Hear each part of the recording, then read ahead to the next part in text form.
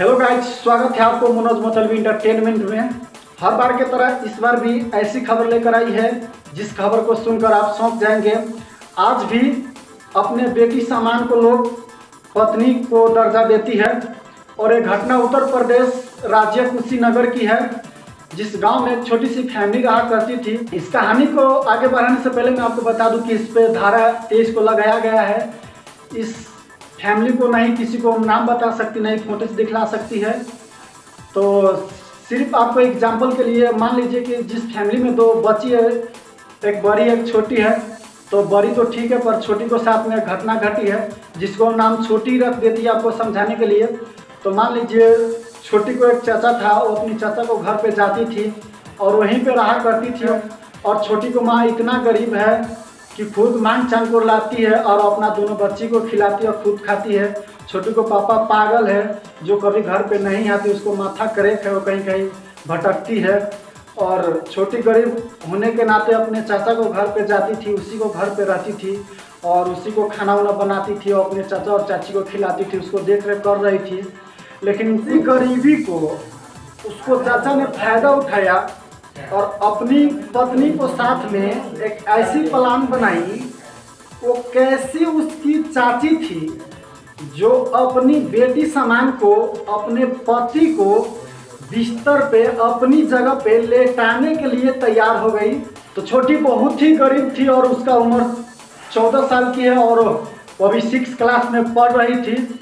लेकिन आज वो 4 महीना का गर्भवती है, जो कि हमारे भारत में 18 वर्ष की ऊपर की लड़की को कानून ने इजाज़त दी है कि 18 वर्ष की लड़की गर्भवती हो सकती है। तो आज 14 साल को लड़की क्यों गर्भवती है, आइए मैं आपको बताएंगे विस्तार से। इससे पहले मैं आपको बता दूं कि अगर आप हमारे चैनल पर नए हैं तो प्लीज़ हमारे चैनल को सब्सक्राइब करें और साथ में बेल आइकन दबाना ना भूलें, ताकि मैं जब भी कोई नई वीडियो लेकर आऊँ तो आप सभी को नोटिफिकेशन पहले मिले। तो दोस्तों घटना ऐसी हुआ कि छोटी ने बहुत ही गरीब थी जिसको माँ ने कहीं से मांग चांग कर लाती थी और वो अपनी दोनों बेटी और खुद खाती थी। तो छोटी गरीब होने के नाते अपने चाचे को घर रहती थी और उसी को खाना बनाती थी, अपने चाचा और चाची को खिला रही थी, इसी को देख रेख कर रही थी। लेकिन दोस्तों कुछ दिन के बाद छोटी को चाचा ने उसको गलत नज़र से देखने लगा और अपने पत्नी को साथ में प्लानिंग किया कि इसको साथ में गलत काम करना है। एक दिन ऐसा ही छोटी ने अपनी चाची के घर गई तो उसको चाची ने उनसे बोलती है कि छोटी जाओ और फ्रिज से तरबूज लिया, उसको काट कर खाएंगे हम दोनों। तो जैसे छोटी ने अपने चाची को घर जाती है रूम के अंदर, तो उसको चाचा उसी रूम के अंदर दरवाजे को पीछे छुपी रहती है और छोटी को पता नहीं था कि अंदर क्या है।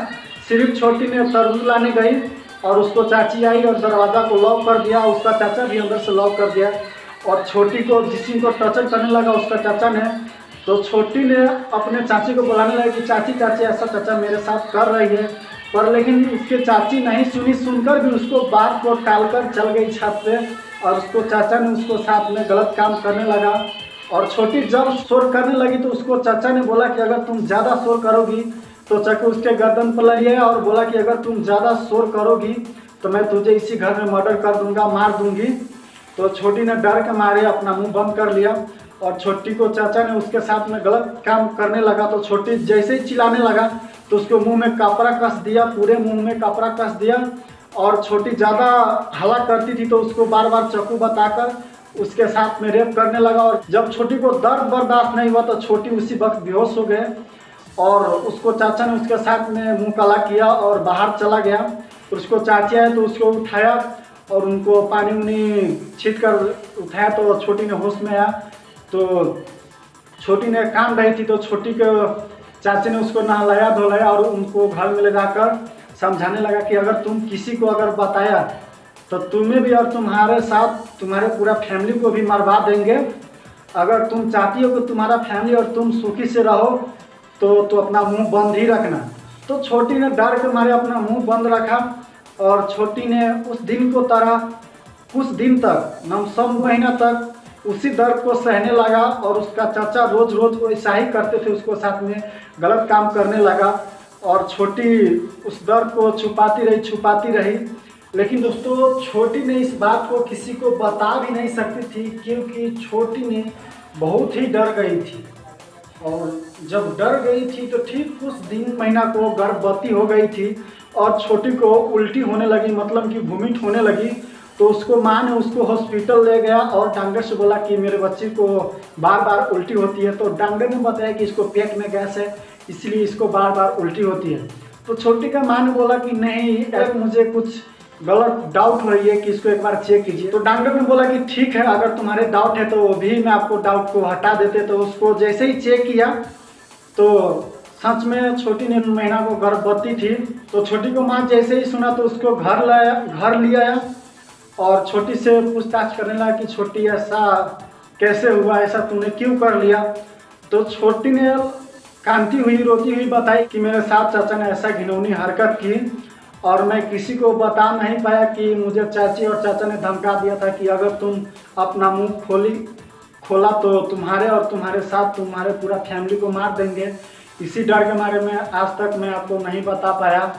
तो छोटी को मान के कुशीनगर को थाने में ले गया और FIR दर्ज कराया।